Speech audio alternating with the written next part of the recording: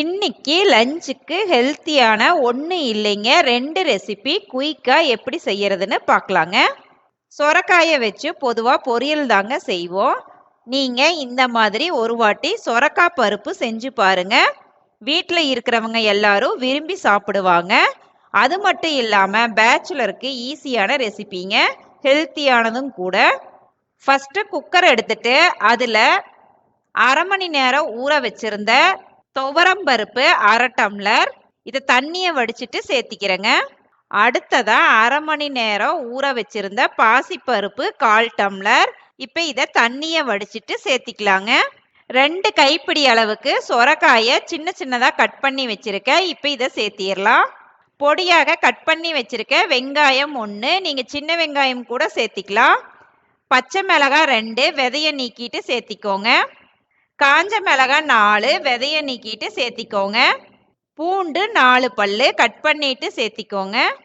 தக்காளி 1 பொடியாக கட் பண்ணதை சேர்த்திக்கலாம்.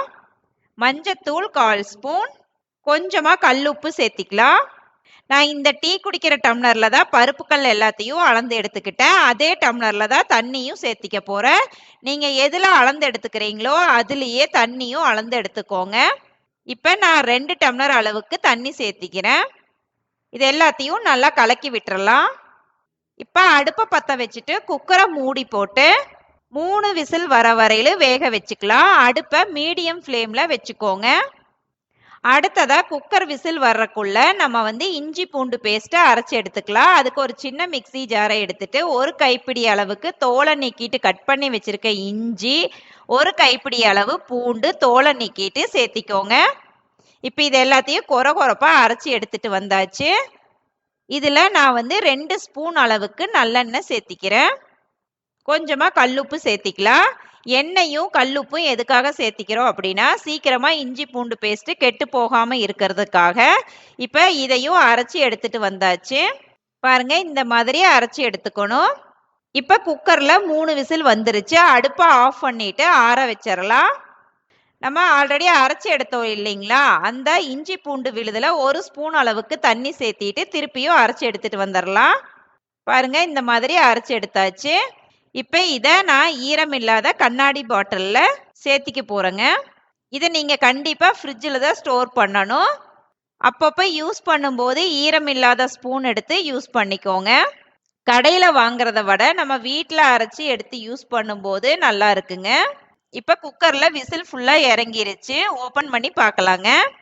பருப்பு கடையிற மத்து வச்சு நல்லா மசிச்சு எடுத்துக்கலாங்க. நீங்கள் தண்ணி சேர்த்தும் போது அதிகமாக சேர்த்திடாதீங்க. இப்போ நல்லா மசிச்சு எடுத்தாச்சு.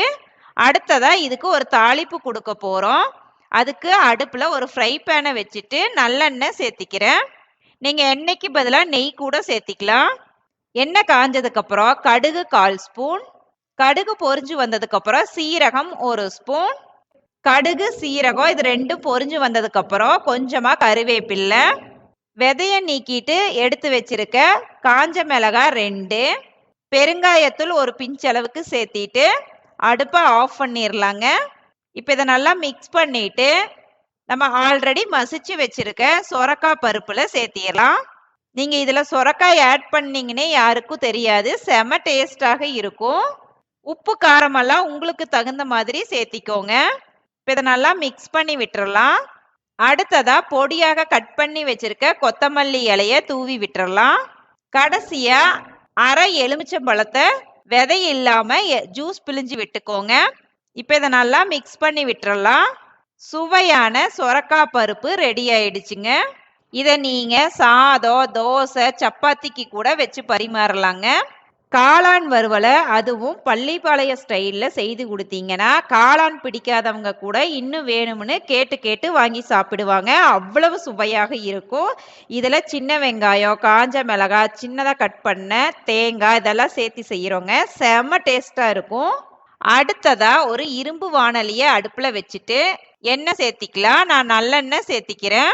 எண்ணெய் காஞ்சதுக்கப்புறம் சீரகம் 1/2 ஸ்பூன், சீரகம் பொரிஞ்சு வந்ததுக்கப்புறம் பொடியாக கட் பண்ணி வச்சிருக்க வெங்காயம் 2 கைப்பிடி அளவு, காஞ்ச மிளகாய் 10 விதையை நீக்கிட்டு சேர்த்திக்கோங்க. கொஞ்சமாக கருவேப்பில்லை, சீக்கிரமாக வதங்குறக்காக கொஞ்சமாக கல்லுப்பு சேர்த்திட்டு நல்லா வதக்கி எடுத்துக்கலாம். நீங்க பெரிய வெங்காயத்துக்கு பதிலா சின்ன வெங்காயம் சேர்த்துனீங்கன்னா செம டேஸ்டாக இருக்கும். என்கிட்ட சின்ன வெங்காயம் இல்ல, அதனால பெரிய வெங்காயம் சேர்த்துக்கிட்டேன். இப்ப வெங்காயம் நல்லா வதங்கிருச்சு. இந்த ஸ்டேஜ்ல நம்ம ஆல்ரெடி அரைச்சு எடுத்து வச்சிருந்தோம் இல்லைங்களா, அந்த இஞ்சி பூண்டு விழுத சேர்த்திடலாம். நான் 1 ஸ்பூன் அளவுக்கு சேர்த்திட்டு அடுப்பை லோ ஃப்ளேம்ல வச்சுட்டு நல்லா வதக்கி எடுத்துக்கிட்டேன். இப்ப பச்சை வாசனை எல்லாம் போயிருச்சு. அடுத்ததா காளான் 1 பாக்கெட்டு, அதாவது 200 கிராமுங்க. இதை தண்ணியில நல்லா கழுவிட்டு 4ஆ கட் பண்ணிட்டு சேர்த்திக்கிட்டேன். மஞ்சத்தூள் 1/4 ஸ்பூன், மிளகாய் தூள் 1/2 ஸ்பூன், தேவையான அளவு கல்லுப்பு சேர்த்திக்கிட்டேன். இப்போ இது எல்லாத்தையும் நல்லா கலக்கி விட்டுறலாம். அடுப்பை சிம்மிலேயே வச்சுக்கோங்க. மூடி போட்டு வேக வச்சிடலாங்க. 5 நிமிஷத்துக்கு அப்புறம் ஓப்பன் பண்ணி பார்க்கலாம். பாருங்க, காளானே நல்லா தண்ணி விட்டு வெந்து வந்திருக்கு. நம்ம தண்ணி எதுவும் சேர்த்த தேவையில்லை. திருப்பியும் நல்லா மிக்ஸ் பண்ணி விட்டுக்கலாம். எண்ணெய் எல்லாமே நல்லா பிரிஞ்சு வந்திருக்கு பாருங்க. காளானும் நல்லா வெந்துருச்சு. இந்த ஸ்டேஜில் நம்ம பொடி பொடியாக கட் பண்ணி வச்சிருக்க தேங்காய் 1 கைப்பிடி அளவு, இதை சேர்த்துனதுக்கு அப்புறம் நல்லா மிக்ஸ் பண்ணி விட்டுக்கலாம். இந்த பள்ளிப்பாளையம் காளான் வறுவலுக்கு தேங்காயை பொடி பொடியாக கட் பண்ணி சேர்த்துக்கிட்டிங்கன்னா நல்லா இருக்குங்க. இதே மாதிரி நீங்கள் சிக்கனோ இல்லை மட்டனோ வச்சு செய்யலாங்க. செம டேஸ்டாக இருக்கும். உப்பு காரமெல்லாம் உங்களுக்கு தகுந்த மாதிரி சேர்த்திக்கோங்க. கொஞ்ச நேரம் நல்லா மிக்ஸ் பண்ணி விட்டதுக்கப்புறம் அடுப்பை ஆஃப் பண்ணிடலாங்க. அவ்வளவுதாங்க, சூப்பரா பள்ளிப்பாளையம் காளான் வறுவல் ரெடி பண்ணியாச்சுங்க. இதை நீங்க சப்பாத்தியோடையும் வச்சு சாப்பிடலாம், இல்ல சாதத்தோடையும் வச்சு பரிமாறலாங்க. நான் இதை சாதத்தோடு வச்சு பரிமாற போறேங்க. நீங்களும் இந்த லஞ்ச் மெனுவை ஒரு வாட்டி ட்ரை பண்ணி பாருங்க ஃப்ரெண்ட்ஸ். எப்படி வந்துச்சுன்னு மறக்காம கமெண்ட்ஸ் பண்ணுங்க. நெக்ஸ்ட் வீடியோவில் உங்களை புதுவித ரெசிபியுடன் மீட் பண்றேங்க. Bye bye friends.